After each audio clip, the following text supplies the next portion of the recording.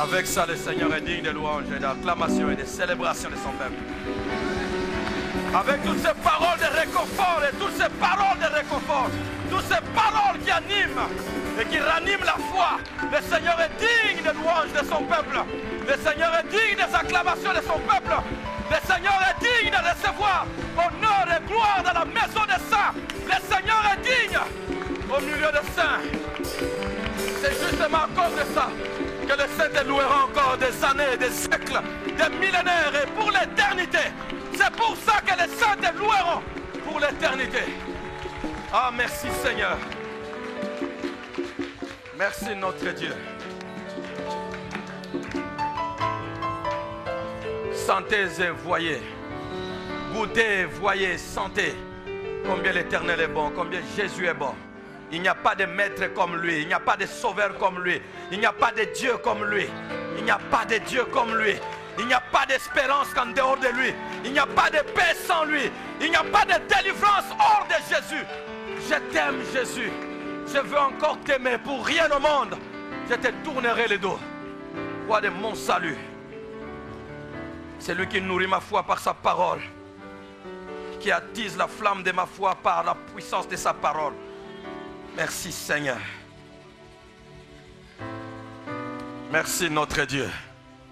Alléluia. Est-ce que vous avez aimé? Est-ce que vous avez aimé? Est-ce que vous aimez le séjour de la maison de Dieu? Le séjour de la maison de Dieu. C'est là que tout se résout. Andima komema yanga mikakatano. Voilà. Andima komema yanga mikakatano. Tout ce que j'ai comme mikakatano, yandima komema. Et il me libère. Lui les porte et moi je suis relax. Et quand je suis relax parce que quelqu'un m'a déchargé, qu'est-ce que j'ai fait? Je lui dévore toute la louange sur lui. Andima komema yanga mikakatano. Na mbonge ya mitungisi nanga. Ça c'est bon. C'est un bon culte, hein? Même si la prédication n'est pas à la hauteur, mais déjà le culte a déjà réussi, ce n'est pas grave. Moi je me sens déjà bien. La parole je vais la donner pour vous, mais moi je la connais déjà et je me sens déjà bien. Mon culte est déjà fini.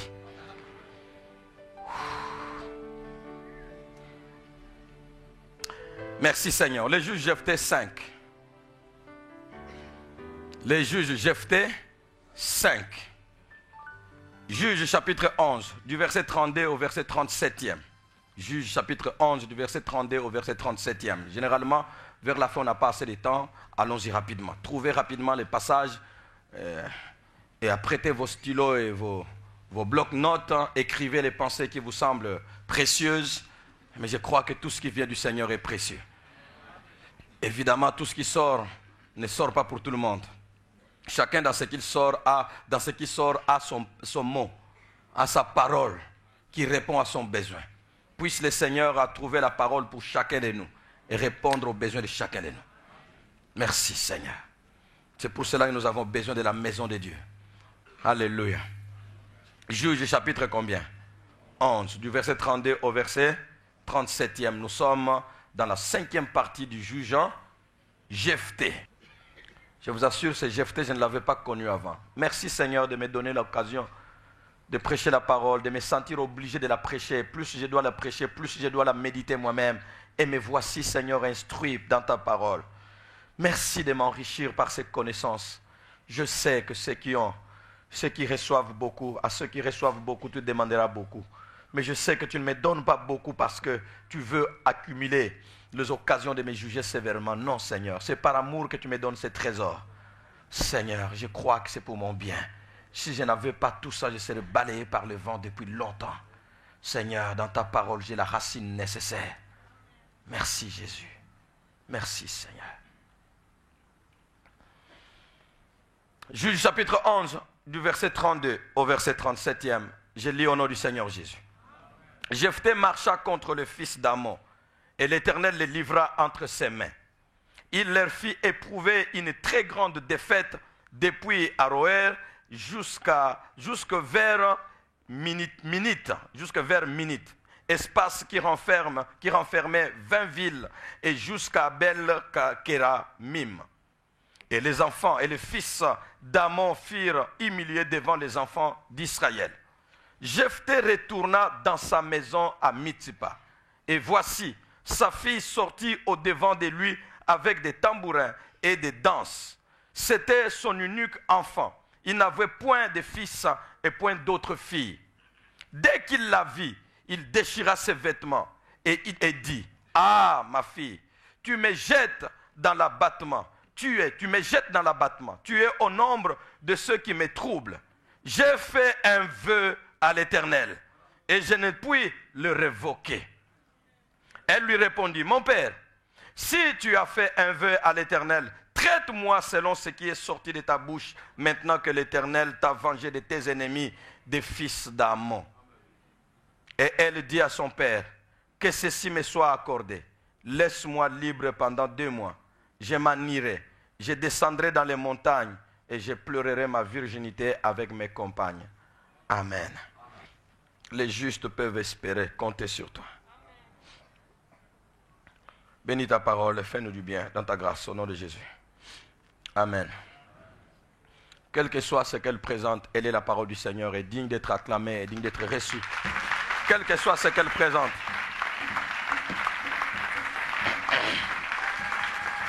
Quel que soit ce qu'elle présente, elle est digne d'être reçue avec applaudissement et avec acclamation. C'est la parole de Dieu.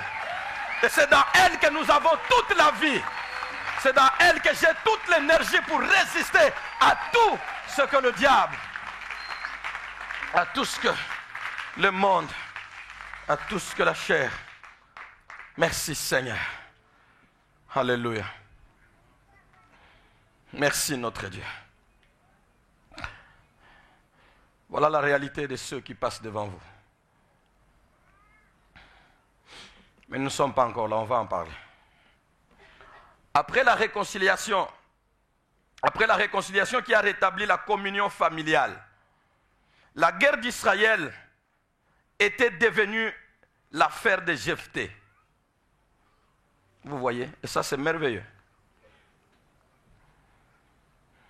Celui qui n'est pas réconcilié avec Dieu mènera ses guerres seul. Mais dès que vous êtes réconcilié avec le Seigneur, toutes tes guerres deviennent son affaire. C'est pourquoi Moïse pouvait dire aux enfants d'Israël,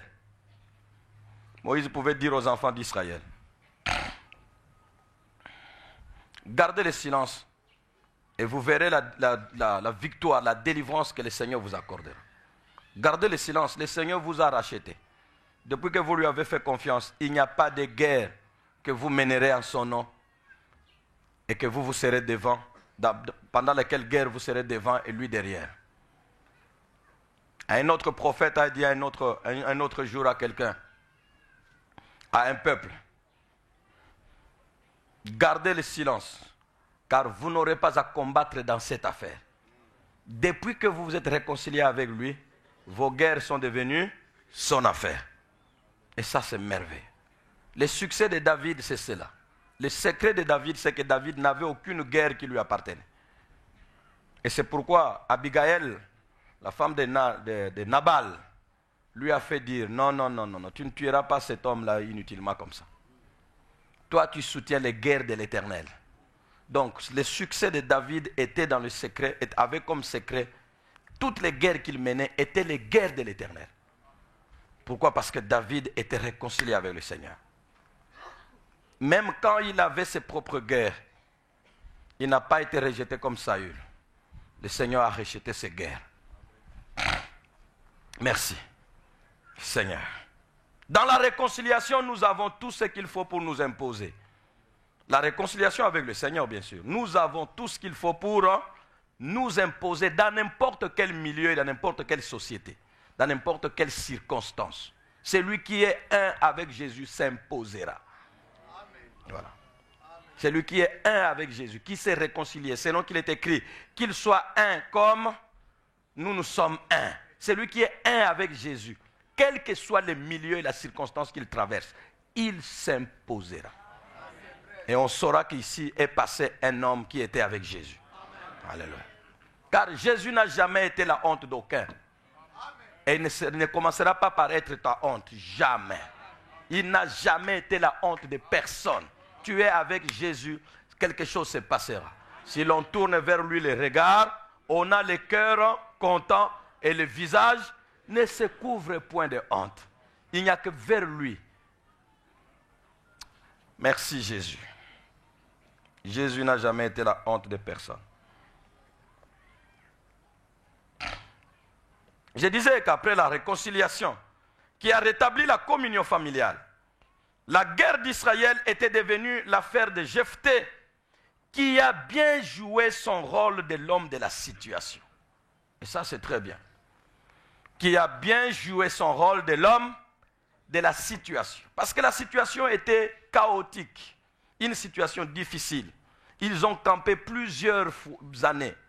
Cette guerre a duré, sinon ce siège a duré 18 ans. Et ils ont souffert. Un jour, ils se disent, non, nous devons relever les défis. Ils vont se réconcilier parce que nous n'avions pas lu toutes les parties.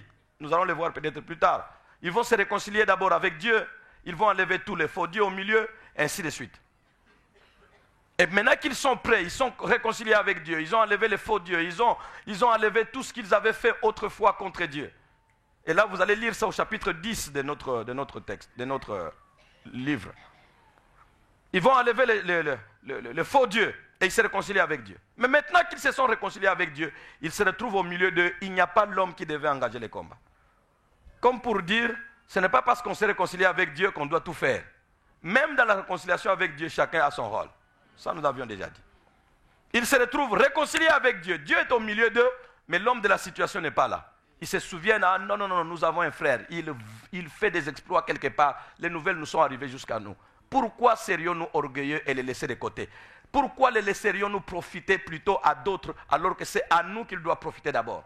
Laissons tout, allons les chercher, qu'ils reviennent. C'est notre frère, nous avions des différends, c'est vrai. Allons lui dire, ces différends-là sont passés, nous te pardonnons, pardonne-nous, c'est nous qui t'avons fait du mal. Mais quant à ce qui concerne la situation d'aujourd'hui, c'est toi l'homme qu'il nous faut. Vous voyez comment l'orgueil, quand l'homme est orgueilleux, il perd tout. Mais quand l'homme est humble, il gagne tout. Voilà, vous voyez. C'est ça. Vous êtes orgueilleux, vous perdez tout, et devant les hommes, et devant Dieu. Mais vous êtes humble, vous gagnez tout. Dieu résiste aux orgueilleux, mais il fait grâce aux humbles. Voilà. Alors il leur a fait grâce, il dit nous irons. Mais avant d'aller, nous devons nous mettre d'accord sur certaines choses. 1. Je serai votre chef. 2. J'amènerai mon équipe. Vous avez oublié l'équipe? Des hommes de rien. Des gens de rien. J'amènerai mon équipe. C'est pour vous, hommes de rien, mais pour moi, ce sont eux qui ont révélé ma valeur au monde. Même quand vous êtes venus là, c'est eux. Je ne le rejette pas. Jésus sait ce que nous sommes pour lui.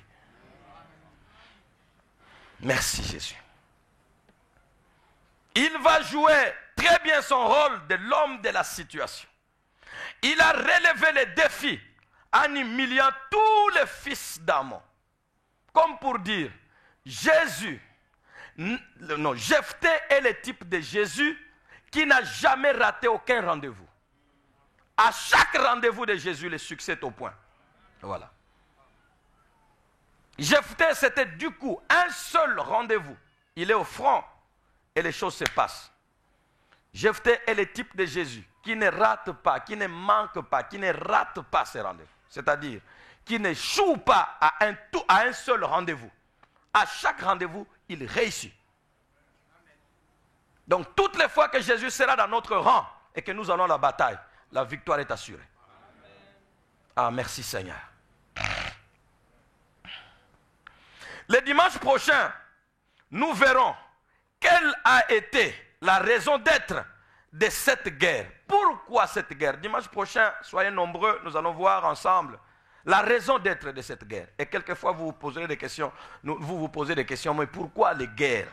Pourquoi les guerres dans ma vie et tout ça? Pourquoi surtout les guerres dans l'église?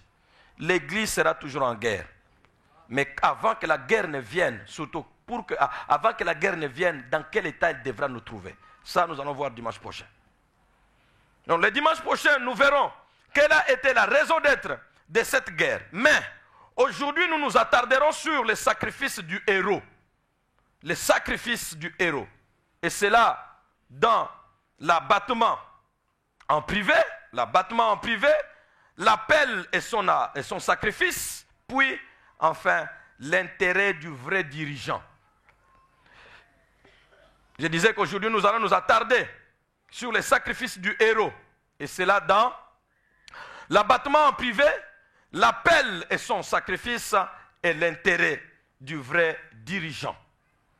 Du verset 32 au verset 34, la partie A, la première partie du verset 34. Du verset 32 au verset 34, la partie A, il est raconté les récits de la victoire de Jephthé, le vaillant héros. C'est là que vous trouverez la victoire de ces vaillants héros. Il est raconté les récits de la victoire triomphante, de la victoire triomphante, si triomphale, comme vous pouvez le dire. Une victoire qui a fait que Gédéon triomphe de ses ennemis. Ces récits, nous les voyons au verset 32. Et puis jusqu'au verset 34, la partie A. Au verset 32, il est dit: Jephthé marcha contre le fils d'Amon. Marcher signifie, il engage le combat, n'est-ce pas? Il marcha contre le fils d'Amon. Et l'Éternel le livra entre ses mains. Le livra, c'est-à-dire, Jephthé le battit. Alléluia. Et l'Éternel le livra entre ses mains. Il leur fit éprouver. Il, c'est qui? Leur, c'est qui? Le fils d'Amon. Il leur fit éprouver une très grande défaite depuis Aroër jusque vers Minite, espace qui renfermait 20 villes. Dans toutes ces 20 villes, une défaite, ils ont éprouvé une défaite, une très grande défaite. Et jusqu'à Abel Kéramim, ce sont des villes. Et les fils d'Amon, lisons tous ensemble la dernière partie là, et les fils d'Amon furent humiliés devant les enfants d'Israël. Jephthé leur fait éprouver une grande défaite. Et les fils d'Amon furent humiliés devant les enfants d'Israël. Vous ne voyez pas quelque chose de merveilleux là? Jésus leur inflige une grande défaite et nos ennemis sont humiliés devant nous. C'est Jésus qui combat et c'est devant nous qu'ils sont humiliés. J'aime ça. À la croix, Jésus a livré bataille et dans l'église, les peuples, les ennemis du monde sont humiliés devant nous, devant l'église. Jephthé est merveilleux.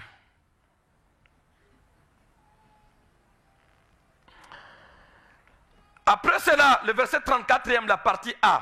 Dès qu'il y a les premiers points, vous vous arrêtez. Il est dit quoi, le verset 34? Lisons. Jephthé retourna dans sa maison à Mitzpa. Dans quel état? Triomphant dans la joie.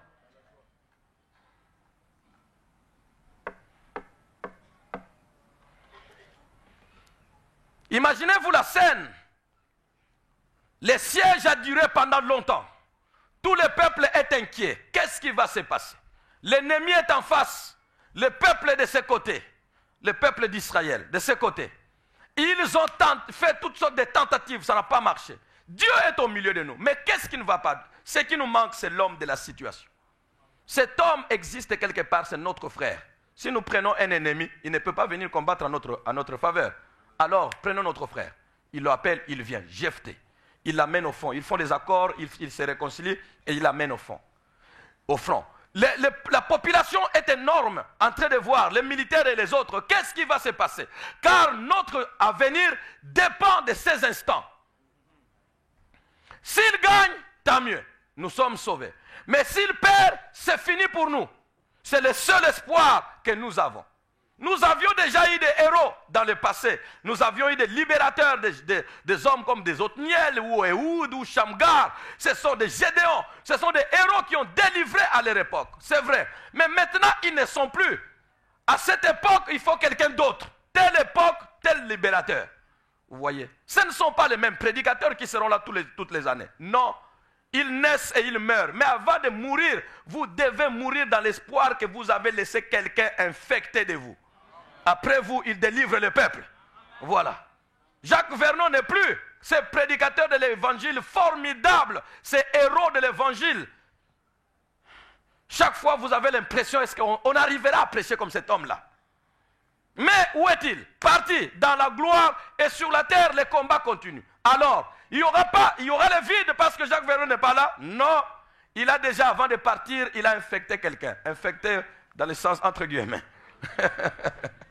Il a déjà empoisonné quelqu'un avant de partir. Voilà. J'ai pris que j'empoisonne quelqu'un, entre guillemets. Vous comprenez quand je parle d'empoisonner? Parce que vous allez dire que le pasteur veut empoisonner les gens. Parce que vous comprenez toujours mal. Vous avez entendu qu'est-ce qu'il cherche quelqu'un à empoisonner? Sottise. Je voudrais voir des jeunes gens à qui je vais transmettre la parole de Dieu, de telle sorte que même quand nous ne serons pas là, qu'ils soient capables de délivrer le peuple.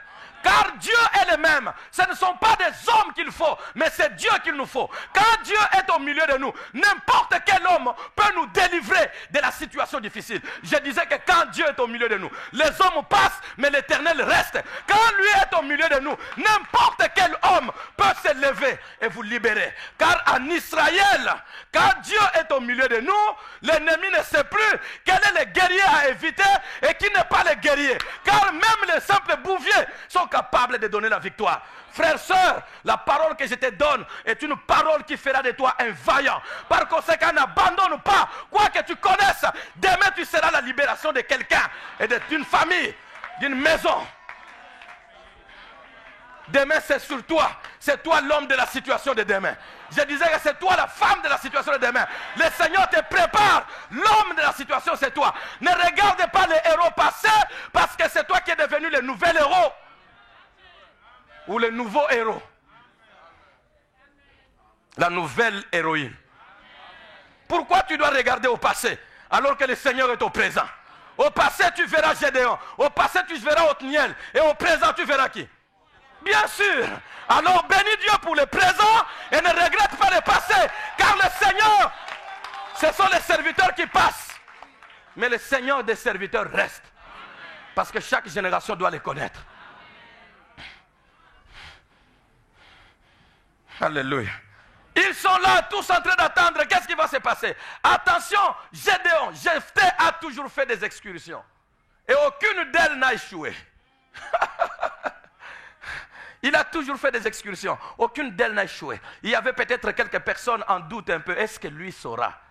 Non, vous ne savez pas d'où il vient. Il est inconnu en Israël parce qu'il vit de loin. Mais les anciens les connaissent. Cette guerre qu'il va faire, ce n'est pas la première. Il fait des excursions. Et il vint. Jésus n'a jamais échoué à aucune guerre. Aucune. Jésus, aucune guerre, il n'a échoué.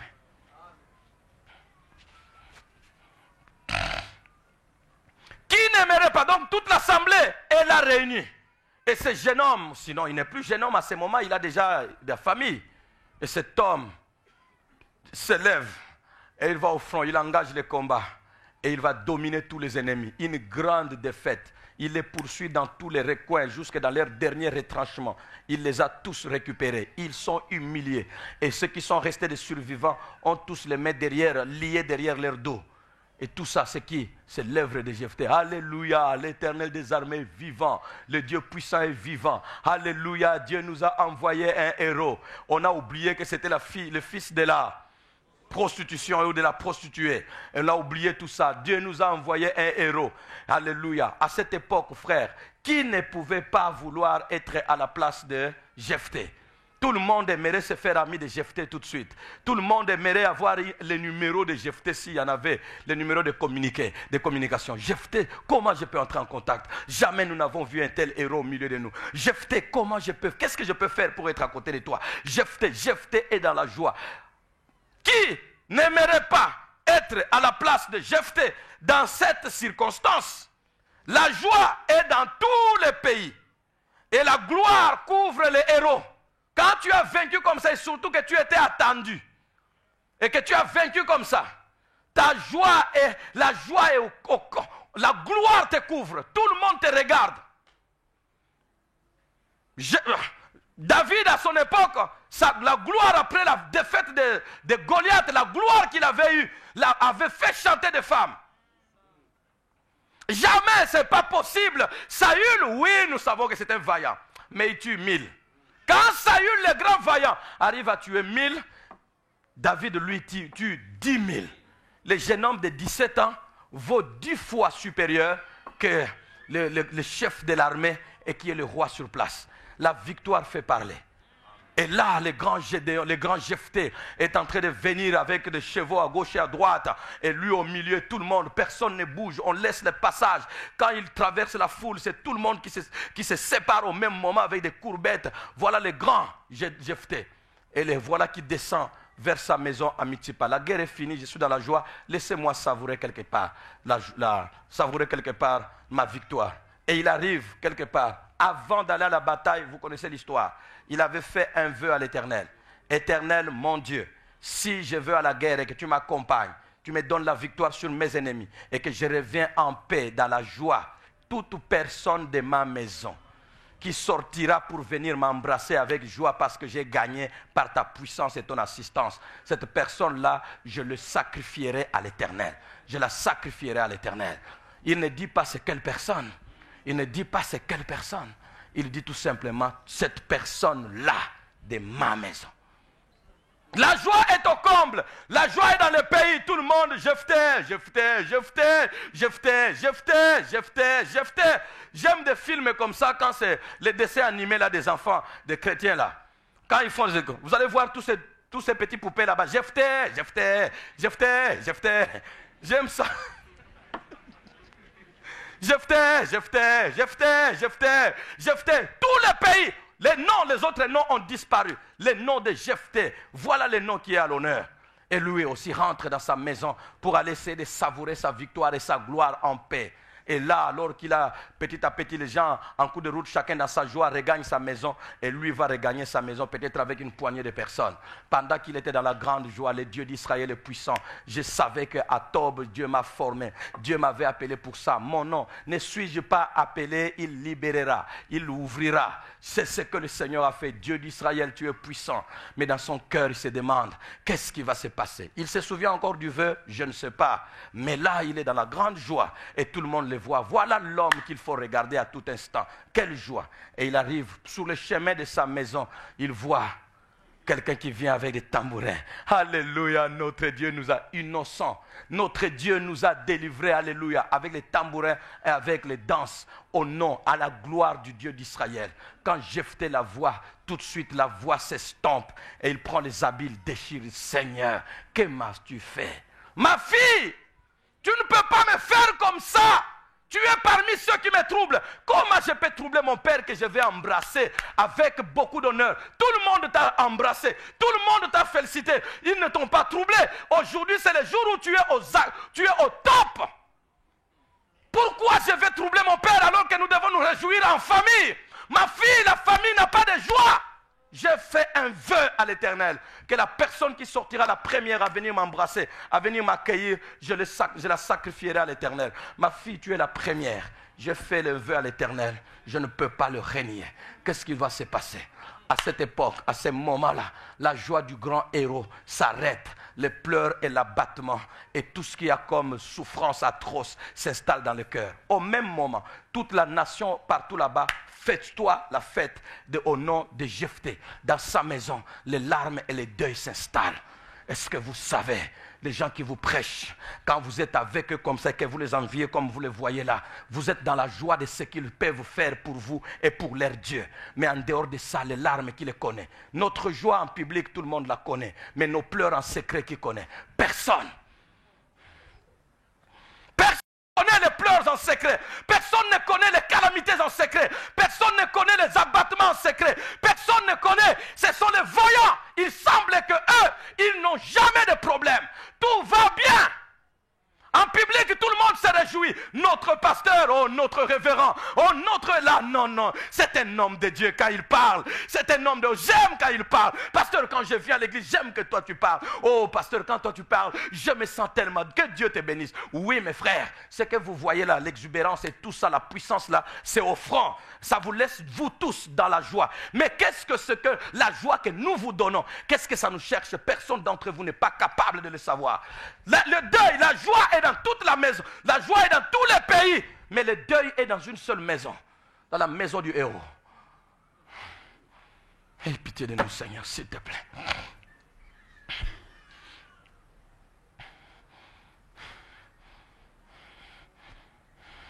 Oh, si vous saviez, parce que vous ne connaissez que nos joies, c'est pourquoi des fois, vous nous démolissez par parole et tout. Si vous connaissiez aussi nos larmes, vous pourriez peut-être avoir un tout petit peu de compassion. Il n'est pas facile d'être à la place du pasteur Maurice chaque jour. Se tenir ici chaque jour pour parler. Vous ne savez pas qu'est-ce qui se passe entre le dimanche passé où ça a été bouillant et ce dimanche où c'est bouillant. Au milieu, qu'est-ce qui se passe? Vous ne savez rien. Les larmes, vous ne les connaissez pas. Les épreuves, vous ne les connaissez pas. Les pleurs, vous ne les connaissez pas. Les frustrations, vous ne les connaissez pas. Les abattements, vous ne les connaissez pas. C'est le Seigneur qui fait cela. Parce qu'il veut vous réjouir au travers d'un individu. Mais c'est que cet individu connaît. Nous voulons voir Jephthé. Parce que la victoire était énorme. Nous voulons lui présenter nos civilités. On arrive à la porte, non. Le général ne reçoit pas. Mais comment le général ne peut pas recevoir? Ce général est humble. Hein? Il devait fêter la victoire en public. Ce général est humble. Est-ce que vous savez l'humilité des serviteurs puissants? D'où ça vient? C'est le deuil dans leur maison. Il est humble. Comment il est comme ça? Il fait de grandes choses comme s'il ne faisait rien. Comment il fait comme cela? Oui, les grandes choses, vous les connaissez. Mais ce qui les chagrine, lui, vous ne connaissez pas. Ce qui les tue, lui, vous ne savez pas. Le général syrien avait, ou le roi syrien avait un général puissant. Il donnait de la victoire à son pays. Il est capable de faire des prisonniers. Mais lui, dans la maison, le deuil était. Il avait la lèpre là qu'il ne pouvait pas guérir. Mais quand il va à la guerre, quel vaillant héros. Mais quand il rentre dans sa maison, les larmes sont là. C'est la femme qui souffre. Mets de l'eau chaude ici. Non, pas là-bas, pas là-bas, pas là-bas. Des plaies partout. La lèpre fait des histoires. Mais demain, vous les voyez en uniforme. Il délivre la Syrie. La Syrie est dans la joie. Mais quand il reste dans la maison, et lui, et sa femme, quand il va à la guerre là, la femme a un air triste. Quand il revient de la guerre là, la femme a un air triste. Elle dit, ah, mais ton mari est un grand héros. Mais pourquoi tu as l'air triste? Vous ne savez pas ce que les héros connaissent dans leur maison. Gloire soit rendue à Jésus qui est capable d'assister les héros en secret sans que les autres ne le savent. Si nous n'avions pas Jésus, c'est pourquoi quelquefois j'aime ces chants qui nous remotivent. C'est Nambonge à Mitungisi Nanga. Parce que vous ne comprenez pas Mitungisi c'est quoi. J'avais dit un jour à une personne comme ça, j'ai dit, ma soeur, priez pour nous. Nous avons tellement de problèmes. Il dit, pasteur, moi tel que je te vois là, mais tu es bien chez toi. La louange, vous pouvez prier toute la nuit en adorant le Seigneur. Il dit, c'est bon. Toi, tu es intercesseur, tu parles comme cela. Ça dit, tu ne prieras pas pour moi. Parce que pour toi, tout est parfait.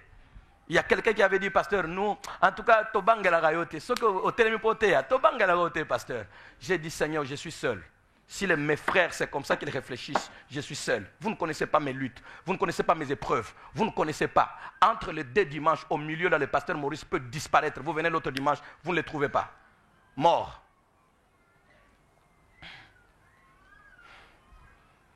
Vous venez l'autre dimanche, vous ne le trouvez pas. Vous cherchez là où il était, mais qu'est-ce qui se passe? Où est-il?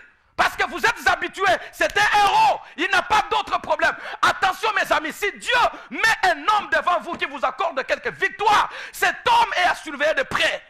Par nos prières et par notre encadrement. De près, car il devient l'homme de la situation. Il est là, vous êtes vainqueur. Il n'est pas là, vous êtes malade. Quand il pleure, pleurez avec lui. Quand il rit, riez avec lui. Cherchez à savoir en secret. Il pleure ou il rit maintenant? Il pleure ou il rit maintenant?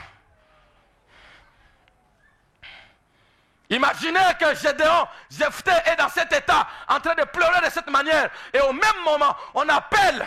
Non, il y a un autre poste de fils d'Amon qui était resté, qui pose la résistance. Il faut y aller tout de suite. Gédéon, Jephthé, il pourra dire, ramenons cette guerre à demain. Ramenons cette guerre à demain. Hier tu as gagné, aujourd'hui même tu as gagné. Qu'est-ce qui se passe? Ramenons cette guerre à demain. Aujourd'hui je ne suis pas au point. Priez que Dieu donne à vos vaillants héros, dans leurs larmes que vous ne connaissez pas, à être au point. La joie est dans toute la cité, dans toute la ville, dans tous les pays. La joie est dans tous les pays. La gloire couvre les héros jusqu'à la rencontre de sa fille unique piégée par un vœu. Piégée par un vœu. Elle ne sait pas. Sa maman est là, elle ne sait pas non plus. Qu'est-ce qui se passe? Si la fille était au courant, la maman saurait. Comme la fille ne sait pas, la maman ne sait pas. Tout l'environnement ne sait pas. C'est notre fille qui vient nous embrasser. Oh, votre papa est un héros. Mais le papa est en train de déchirer les vêtements. Comment déchirer les vêtements les jours où Israël est en grande joie? La joie des uns n'est pas forcément la joie des autres. Il fallait que, pour que les uns se réjouissent, que l'autre pleure.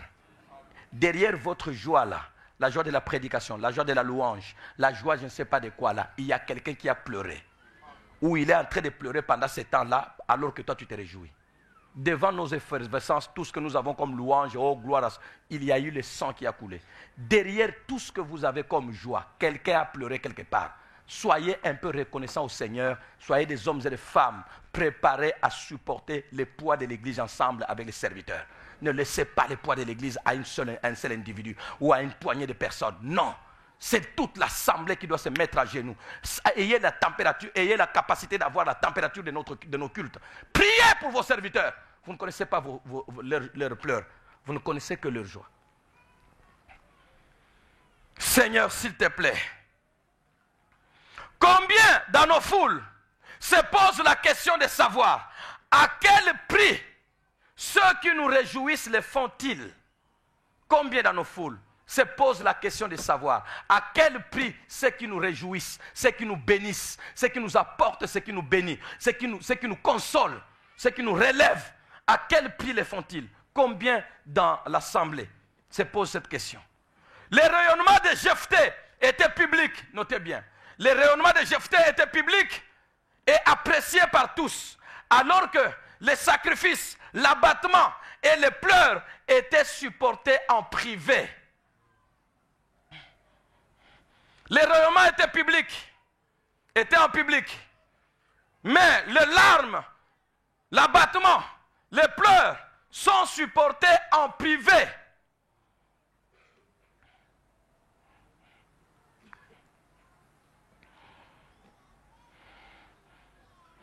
L'appel et son sacrifice. Nous voyons cette notion dans la vie de Jephthé. Un appel, notez bien, un appel est un don. Amen. Un appel est un don. Recevoir un don est une chose. Et vivre son sacrifice en est une autre.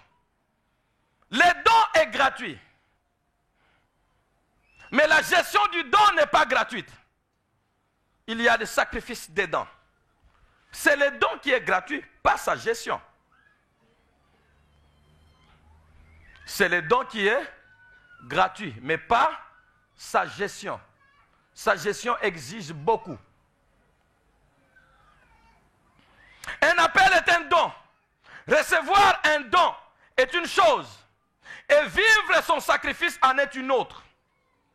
Et dans la vie, notez bien cette phrase. Et dans la vie, l'échec ne se situera jamais dans la réception du don lui-même, mais dans sa gestion. Si vous entendez un jour qu'un homme a échoué, il n'a pas échoué dans la réception du don. Parce que dans la réception du don, l'homme ne fait absolument rien. Soit il reçoit un don, soit il n'en reçoit pas. L'homme ne peut recevoir que ce qui lui a été donné du ciel. Et si du ciel rien ne lui est donné, il ne reçoit rien. On ne peut pas condamner quelqu'un pour n'avoir rien reçu.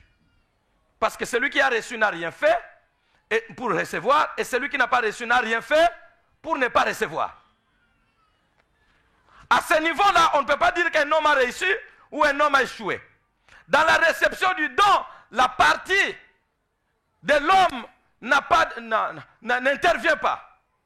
La part de l'homme n'existe pas. Parce que c'est volontairement. La Bible dit que cela ne dépend ni de celui qui veut, ni de celui qui court, mais de Dieu qui fait grâce, qui fait miséricorde. Il a compassion de qui? Il a compassion. Il fait grâce à qui? Il fait grâce. Cela ne dépend ni de celui qui veut, ni de celui qui court. Tu peux courir et ne pas avoir le don. Tu peux vouloir ne pas recevoir un don. Dans la réception d'un don, il n'y a pas la part de l'homme. C'est la grâce de Dieu qui découle. C'est la grâce de Dieu qui détermine. Voilà. Ça, on ne peut pas dire que tel a échoué ici parce qu'il n'a pas un don. Vous allez voir une jeune fille ici, ou bien un jeune garçon, vous lui donnez un micro. Je vous assure, nous avions un frère au début de l'église. Quand il chantait, sincèrement parlant, en tout cas, tout le monde doit s'arrêter. Même si c'est un vendredi où tout le monde est concentré, tout le monde s'arrête des mots. Il chante tellement mal. Mais quand il prêche, voilà, les gens sont édifiés. Mais chantez rien. Vous n'allez pas dire à quelqu'un, toi tu n'as pas géré ton don de musique. Est-ce que vous pouvez le condamner comme ça? Pourquoi tu n'as pas reçu ton don? Non. Il y a des gens, la prédication, ils peuvent bien chanter. Prédication, rien. Dès que vous dites de prêcher, en tout cas, pasteur, ce n'est pas mon don. C'est exact. Un frère, avant de voyager, il nous dit un jour, il dit, mais pasteur, j'ai dit, mon frère, lors d'un deuil, est-ce qu'on peut te donner, au début de l'église, à une année, est-ce qu'on peut te donner d'exhorter à un deuil? Les frères là me regardent et disent, pasteur, si vous me donnez d'exhorter à un deuil, les morts vont ressusciter. Les morts là, il va ressusciter. Je dis, ah, mais c'est bien. Il dit, non, il ne ressuscitera pas parce que j'ai fait un miracle. Il ressuscitera pour me dire, est-ce que c'est à mon deuil qu'il faut mal prêcher comme ça? Il ne ressuscitera pas parce que j'ai fait un miracle et je suis puissant. Non. Il va tellement se fâcher pour dire que est-ce que c'est à mon deuil qu'il faut que tu prêches mal comme ça. Pasteur, ne me donnez pas de prêcher. Chacun a son don. Donc on ne peut pas condamner quelqu'un dans le fait qu'il a reçu ou qu'il n'a pas reçu un don. Celui qui a reçu n'a rien fait pour recevoir. Celui qui n'a pas reçu n'a rien fait pour ne pas recevoir. Ainsi, quand on dit qu'un homme a échoué dans la vie, il n'échoue pas au niveau de la réception. Il échoue au niveau de la gestion. Voilà. Parce que la réception ne dépend pas de moi. Mais quand j'ai déjà reçu, c'est au niveau de la gestion que les hommes échouent dans certaines choses. Il y a des hommes intelligents, mais qui échouent leur vie. Aucun apport, son intelligence n'a rien laissé sur la terre. Il y a eu des filles très jolies, belles, don de Dieu. Mais sa beauté n'a rien fait sur la terre. Il y a eu des hommes qui ont été... il y a des hommes même qui vous disent, j'ai la facilité de faire n'importe quelle petite affaire que je commence, ça doit grandir. Mais il reste le même. C'est dans la gestion des dons. Et la gestion du don exige un sacrifice. Il n'y a pas de don, il n'y a pas d'appel, il n'y a pas de don sans sacrifice. Vous avez reçu sans sacrifice, mais vous ne gérerez pas, vous ne réussirez pas si vous n'avez pas de sacrifice. Quel d'homme de Dieu avec des dons puissants venus du Seigneur, sans l'avoir demandé, sans l'avoir sollicité, sans avoir mérité, mais dans l'exercice de ce ministère, pas de discipline, pas de sacrifice, pas de quoi que ce soit. Et le ministère est par terre. Ce n'est pas parce qu'ils n'ont pas reçu quelque chose. Ils ont reçu, nous les voyons dans nos villes, nous les voyons dans notre pays. La plupart d'hommes et de femmes chez qui vous ne pouvez plus aller demander conseil. Ce n'est pas que hier, ils n'ont pas vu des hommes venir leur demander conseil en masse. Ils avaient quelque chose de fort. Ils étaient quelque chose de remarquable. Mais dans la gestion de leurs dons, ils ont péché. C'est-à-dire, ils ont failli. Par conséquent, les dons a échoué lamentablement. Ce n'est pas parce que les dons étaient forts, mais c'est parce que la gestion était mauvaise. La gestion d'un don exige le sacrifice. La gestion d'un don exige une certaine manière de faire certaines choses. C'est là que les choses se compliquent. Ce n'est pas dans la réception des dons. Et ceux qui ont reçu et ceux qui n'ont pas reçu, la discipline ne sera pas la même.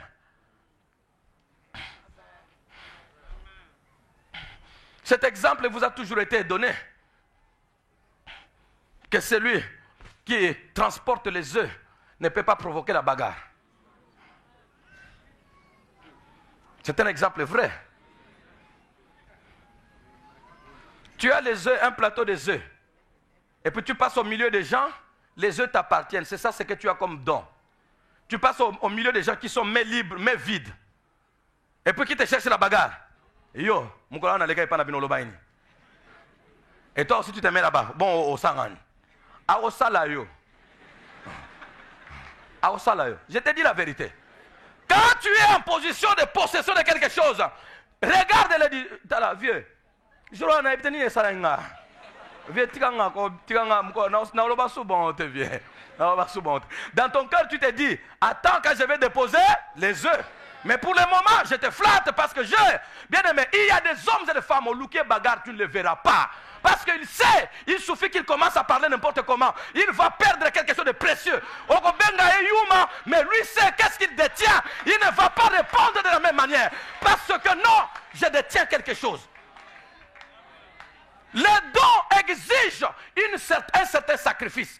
Bafingayo, batongayo, qu'ils disent n'importe quoi. Ne regarde pas à gauche, ne regarde pas à droite. Et puis tu commences à avancer, tu lui dis, toi tu as les œufs, tu lui dis, toi, tu vas tomber. Et dès que tu tombes, la bagarre s'arrête. Les œufs se cassent et lui te regarde et lui dit, est-ce que Bobundi? Rien. Tout ce qu'il visait, que les œufs tombent. Tu as un don de Dieu. Essaye d'avoir les sacrifices. On t'insulte à gauche, garde le silence. On t'insulte à droite, garde le silence. Garde le cap. Ne détourne pas les yeux à gauche ou à droite. Tu as quelque chose que tu as reçu. Le ministère, il y en a qui ont été étouffés comme dans les œufs, dans un œuf. Parce que pas de sacrifice. Pas de sacrifice. Au nom du ministère, j'ai laissé passer combien de faveurs. J'ai laissé passer combien d'offres. Et même j'ai perdu un terrain comme ça. Où nous avons perdu des parties de terrain. Au nom du ministère. J'achète un petit terrain privé. Je pars, je vais jeter les pierres. Dès que je jette les pierres, je rentre. Le lendemain, je trouve qu'on a mis là-bas, cette parcelle appartient à tel. Sur mes pierres. J'appelle le propriétaire, mais tu m'as vendu un terrain, mais qu'est-ce qui se passe? Oh non, moi-même je ne sais pas. En tout cas, tu vas voir, nous allons récupérer ça. 2 fois, 3 fois. Oh non, allons à la commune, on parle. Allons voir les endroits, on parle. Ah, tout ça. Appelez tout le monde, voyons-nous, parlons ensemble. Jusqu'à présent. Arrivé à un certain moment, ça fait maintenant plusieurs années. Arrivé à un certain moment, j'ai dit, moi, avec tout ce que j'ai comme ministère de Dieu, aller de temps en temps pour voir tel ayant droit, tel ceci, pour combien? J'ai dit, d'accord. Terminé cette histoire-là, on met croix, on n'ira plus là-bas. Cherchons une autre parcelle dans les environs, comme le quartier nous plaît. Dans les environs. Combien d'hommes et de femmes qui ne sont pas capables de laisser les occasions? Tout simplement parce que vous ne savez pas ce que vous êtes. Si vous saviez ce que vous possédiez, vous ne donniez pas les regards à toute occasion. À toute occasion. L'homme qui a un don de Dieu, l'homme qui a quelque chose, doit avoir les sacrifices. Il avait l'appel. Il avait l'appel de Dieu. Dans son nom, Jephthé a l'appel de Dieu. Son nom déjà signifie, il libérera, il ouvrira. C'est lui, dans son nom. Jephthé signifie, il libérera. Il a l'appel. C'est un don. Il est né chez la femme prostituée. Il pouvait ne pas être, il n'était rien aux yeux du monde. Mais Dieu lui fait un don. Ça, il n'a rien mérité. Et on ne peut pas lui reprocher d'avoir reçu ou de ne pas avoir reçu. Mais lorsque le don est en moi et que c'est moi qui le gère, les sacrifices existent. Il va dire à son Dieu, quand j'irai à la bataille et que je viendrai avec les grands honneurs, ta part dans le don et l'appel que j'ai reçu, c'est quoi? Tu serais comme ça en train de me voir, comme tout le monde, je me réjouis au milieu des hommes. Le Dieu qui m'a donné, sans que je ne mérite rien, qui m'a tout donné, ce Dieu-là reste sans parti.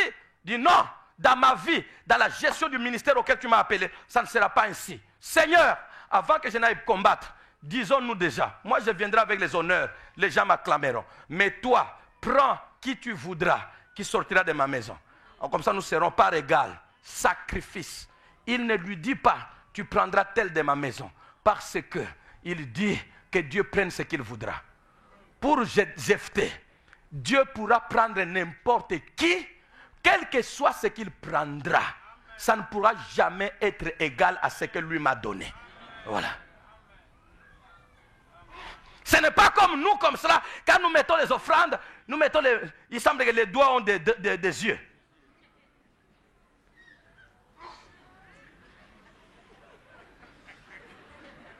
Oh!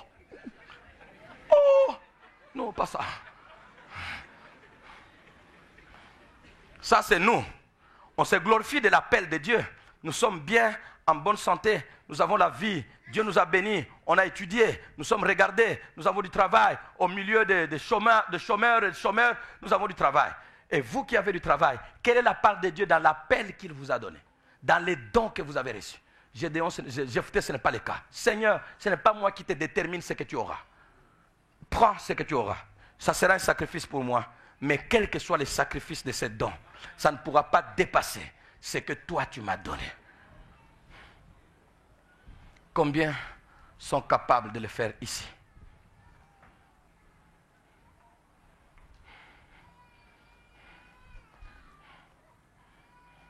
Allez voir des gens qui témoignent. Moi, j'ai acheté beaucoup de maisons à Kinshasa, Dieu m'a béni.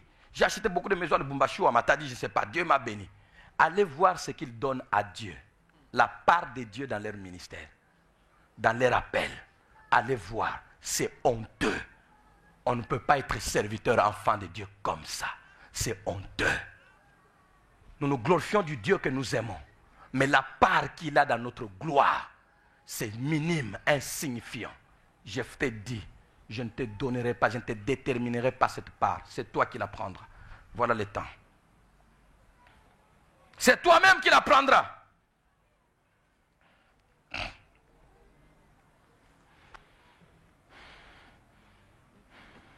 Jephthé avait reçu la vaillance comme don lié à son appel. Son vœu sans précision est une preuve qu'il ne voulait pas gérer les biens de Dieu sans Dieu.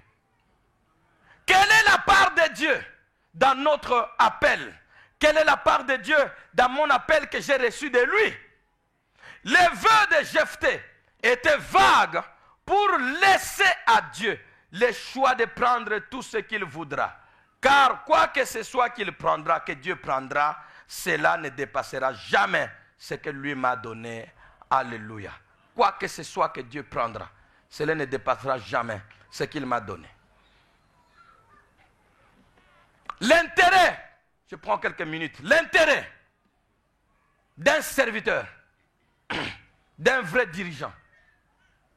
Toute l'histoire de l'humanité, biblique ou séculière, toute l'histoire de l'humanité prouve que tous les vrais dirigeants des peuples, ont été des hommes de sacrifice. Vous ne pourrez pas voir un vrai héros d'un peuple séculier ou le peuple de Dieu, de quelque génération que ce soit, et que derrière cet homme, vous ne voyez pas de sacrifice. Non. Les vrais dirigeants des peuples, dans toute l'histoire de l'humanité, les vrais dirigeants de peuple ont été toujours des serviteurs, sinon des hommes de sacrifice. Est-ce que vous m'entendez? Vous soupirez à être dirigeant demain, à un niveau à un autre. Toute l'histoire humaine, biblique ou séculière, prouve que tous les vrais dirigeants des peuples ont été des hommes de sacrifice. Combien de morts, notez, combien de morts y a-t-il eu dans les camps d'Israël lors de cette délivrance? Combien de morts? La Bible ne cite qu'une seule mort. Et cette mort-là ne s'est pas passée au front, cette mort s'est passée dans la maison du héros. La Bible, quand on dit il leur fit éprouver une grande défaite, il a tué beaucoup de militaires là-bas. Dans les camps ennemis. Dans les camps d'Israël, ils ont perdu combien? La Bible ne le dit pas, ce sont eux les vainqueurs. Mais un seul mort est cité. C'est la mort de la fille du héros, dans la maison du héros. Elle n'est pas morte au front, elle est morte dans la maison. Parce qu'elle était sacrifiée. Combien de morts y a-t-il eu dans les camps d'Israël lors de cette délivrance? Un seul. Et c'est là dans la maison de l'héros, du héros. Les leaders, notez bien, les leaders d'intérêt personnel, tous leaders, les leaders d'intérêt personnel ne laissent aucune trace de grandeur.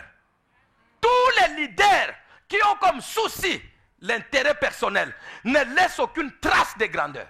Analysez l'histoire et vous verrez. Nous avons des leaders aujourd'hui, on avait des leaders hier, on aura des leaders demain. Tous les leaders, dans tous les domaines, domaine ecclésiastique, domaine économique, domaine politique, dans tous les domaines, tous les leaders qui ont eu comme souci l'intérêt personnel n'ont jamais laissé aucun nom, pas de trace de grandeur. Les noms, on s'en souviendra. Mais la grandeur ne vous sera pas attribuée. Jamais. Les leaders qui laissent des traces derrière sont des hommes de sacrifice. Sont des hommes des abstinences. Sont des hommes de mortification personnelle, volontaire. Et ils acceptent que ça reste ainsi. Je peux faire 27 ans de prison, attraper la maladie même là-bas. Mais si l'intérêt de la nation que je défends n'est pas encore là, on me propose de devenir même ministre, je refuse. Ce n'est pas mon intérêt personnel, mais c'est l'intérêt de la communauté d'abord. Ces leaders-là ne sont pas nombreux. Un journaliste a dit, est-ce que les chefs d'État africains n'ont pas honte d'aller au décès de Mandela alors qu'ils n'ont pas son esprit? Alors qu'ils n'ont pas son esprit, l'esprit de sacrifice. Je préfère sacrifier ma jeunesse, ma famille, sacrifier mon couple, mais pour que la communauté puisse trouver son intérêt. Tout leader qui s'attache à des intérêts personnels, conduire ceci, construire cela, acheter cela, s'enrichir outre mesure, vous n'irez jamais loin. Vous pourrez avoir le nom de Dieu dans la bouche, mais vous ne pourrez jamais laisser un nom sur la terre. Car personne ne peut laisser un nom sans un esprit de sacrifice. Tous les serviteurs de Dieu, les pasteurs, vous pouvez avoir reçu quelle onction que ce soit. Mais pour qu'une œuvre se fasse voir, il y a des sacrifices quelque part que les autres ne connaissent pas. C'est vous qui savez. Ça, c'est le sacrifice de mon appel. Vous n'avez pas ce sacrifice, à quelque niveau que ce soit. Vous ne laisserez pas un nom, pas de traces. Vous aurez un grand nom, le révérend. Sur terrain, 0. Mais le nom sera révérend sur papier, grand. Mais sur terrain, 0. Parce qu'il n'y a pas eu de sacrifice en vous. On ne peut pas être à la tête des autres pour se servir soi-même. Non.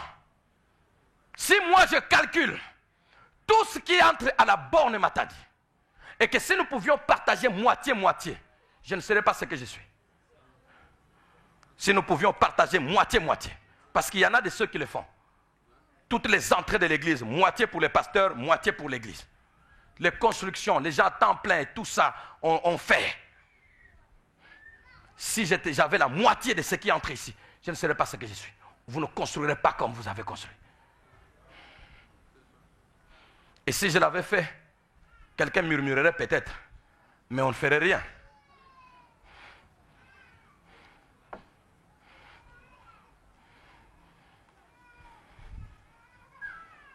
Malheureusement, l'Église aimerait que les serviteurs se sacrifient. Un serviteur humble doit être pauvre. Il faut qu'il se sacrifie, non? Vous avez un temple climatisé, vous êtes des méchants. Biso to futa ba taxi, afuti taxi. Bongo aso ezamsika. Bongo azo ezebele. Na ozo ebele to kaboli. To kana to kabola. Moitié. Bino botongi ngape na tongi. Mais c'est ça. Il y en a qui le font. Mais moi je ne veux pas aller sur cette course. Ce n'est pas cette course qui m'a amené. Vous pouvez dire que cet argent que nous donnons là-bas, c'est nous qui donnons. Oui, c'est vous qui donnez. Mais vous ne le donnez pas dans la rue. Vous le donnez parce qu'il y a un ministère. Rassurez-vous, mes amis. Vous ne donnez pas de l'argent à tous les pasteurs qui sont en cours de route. Non. Vous ne donnez pas de l'argent à tous ceux qui sont n'importe où. Non. Ce n'est pas de l'argent que vous donnez dans une œuvre philanthropique. Vous donnez parce qu'il y a un ministère. Quelque chose qui sort de moi. Il n'y a rien. Bruce. Ça sort de moi, vous achetez un micro synthé et tout, ça sort d'un homme. Et puis moi, je veux aller me camoufler et me verser dans ce qui est sorti de moi. Celui qui sort est plus grand que ce qui est sorti de lui. Parce qu'il pourra encore sortir autre chose. S'il n'y a pas de sacrifice dans un ministère, vous n'irez jamais loin. Il y a le sacrifice qui amène les serviteurs loin. Et s'ils laissent des traces, sachez que ces serviteurs, si vous les avez connus vers de leur vie, en amont, il y a eu des sacrifices. Et si quelqu'un peut manger en aval, même un bonbon, c'est qu'en amont, il y a eu un sacrifice. Laisse-les ne fût-ce que manger un bonbon en aval. Un bonbon seulement. Sans sacrifice, il n'y a pas de leader qui tienne et qui laisse les grands noms. Alléluia. Pourquoi aucun homme n'égalera jamais Jésus dans sa grandeur? Pourquoi?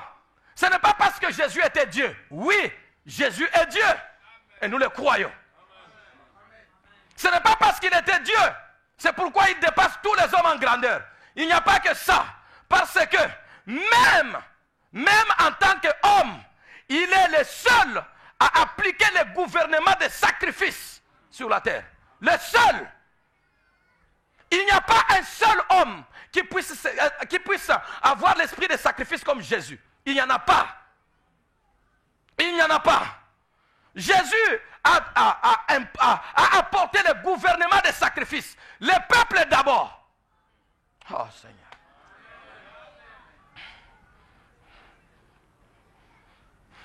Mon peuple d'abord. L'église d'abord. Mes honneurs. Mais je les avais depuis longtemps. Je peux encore les avoir. Pourquoi perdre mes honneurs? Je vais d'abord les sauver. À un moment donné, il est tellement dans l'angoisse. Père, si cela était possible que ceci ne me soit pas dit. Non, Seigneur, je ne recule pas. Eux d'abord, qu'ils soient d'abord sauvés. Il y a des Maurice là-bas enfouis dans le mal et dans le péché. Si moi je ne meurs pas ici, ils mourront là-bas. Il y en a, tu peux citer ton nom. Si Jésus ne s'était pas sacrifié, tu n'aurais pas la vie que tu as. Tu n'aurais pas le succès que tu as. Tu n'aurais pas la paix que tu as. Le diable t'aurait rongé jusqu'aux ongles. Il ne laisserait rien. Mais aujourd'hui, il ne peut pas toucher à un seul cheveu de ta tête parce que Jésus s'est sacrifié. Tu es encore dans cette chair-là. Mais tu es couvert par le sang du sacrifice. Ils l'ont vaincu à cause du sang de l'agneau et à cause de la parole de leur témoignage. Nous sommes visibles. Le diable nous voit par le sang. Il ne peut nous toucher. Dieu nous voit au travers du sang. Il ne peut nous condamner. Le sang du sacrifice, vous ne savez pas ce que ça a apporté. C'est le sacrifice. Et vous allez voir que Jésus est adoré sur toute la terre.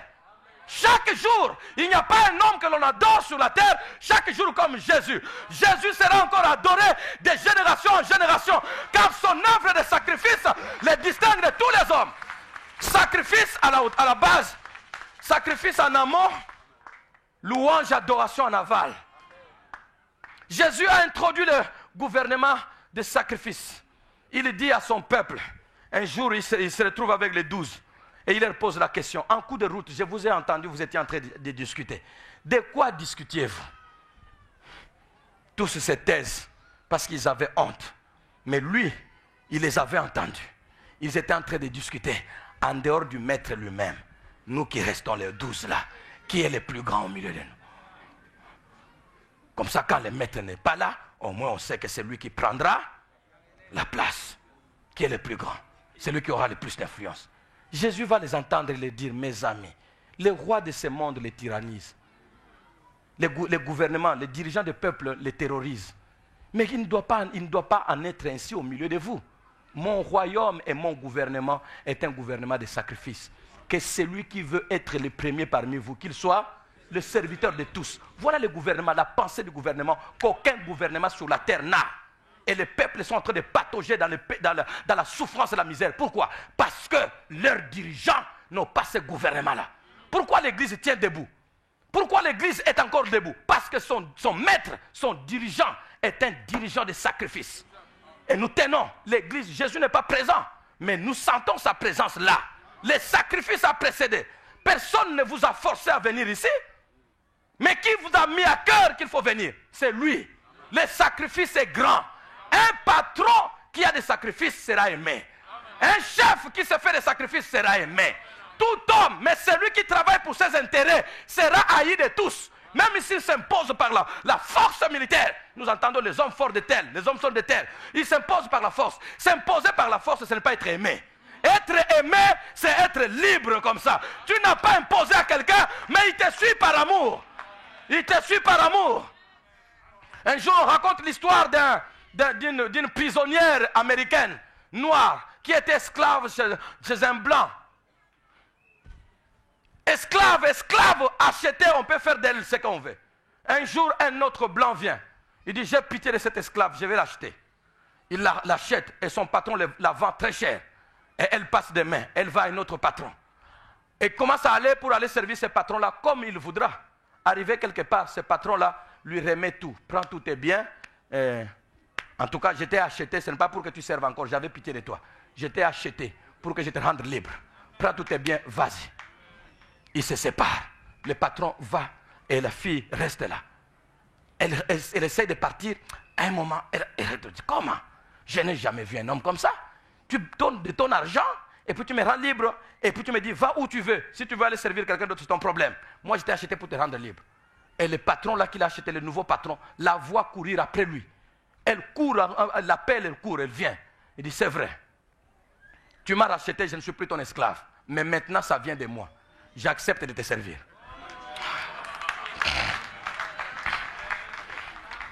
Quand il y a sacrifice en amont, vous recevrez les louanges. Nous n'adorons pas Jésus parce qu'il s'impose sur nous. C'est le diable qui s'impose. Mais Jésus, lui, il paye les sacrifices. Ça touche ton cœur et ton cœur parle. Et tu viens l'adorer, et tu viens le louer, et tu viens le célébrer. Non, je me mets à chanter. Ce n'est plus la brutalité, mais c'est la force du sacrifice. Un leader doit être un homme de sacrifice. Je ne parle pas aux leaders, parce que vous, quand on parle de leaders, vous voyez les leaders que nous avons maintenant. Les leaders que nous avons maintenant, hier, ils étaient dans les bancs comme vous. Aujourd'hui, on n'a plus le temps de les rencontrer comme ça pour leur parler. Parce qu'ils sont déjà grands. Mais vous, demain, vous serez leader. C'est à vous que je parle. Le leader doit être un homme de sacrifice. Pasteur, je ne sais pas, bourgmestre que vous serez demain. Qui que ce soit d'autres, chef de famille, si on te nomme, parce qu'il y a des gens qui aiment chef de famille. Si on te nomme chef de famille, tu ne seras pas là pour écraser les petits de la famille. Tu seras là pour les relever parce que tu paieras le prix du sacrifice. Un dirigeant vrai, c'est celui qui a le sacrifice pour son peuple. Jésus est le grand dirigeant de tous les temps. Son sang parle, son sang lave, son sang délivre, son sang est pur. Tout ce que nous avons, son sang guérit, son sang délivre, son sang libère, son sang nous affranchit, son sang nous justifie. Un leader de sacrifice, il ne peut plus avoir l'armée pour nous convaincre. Aucune armée n'est partie chez vous pour vous attirer ici. Mais le sacrifice est très fort, très très fort. Et le sacrifice parle mieux que les armes. Nous sommes ici, non pas à cause des armes, mais à cause du sacrifice d'un leader. Alléluia. Lèvons-nous pour célébrer Jésus et lui dire merci Seigneur.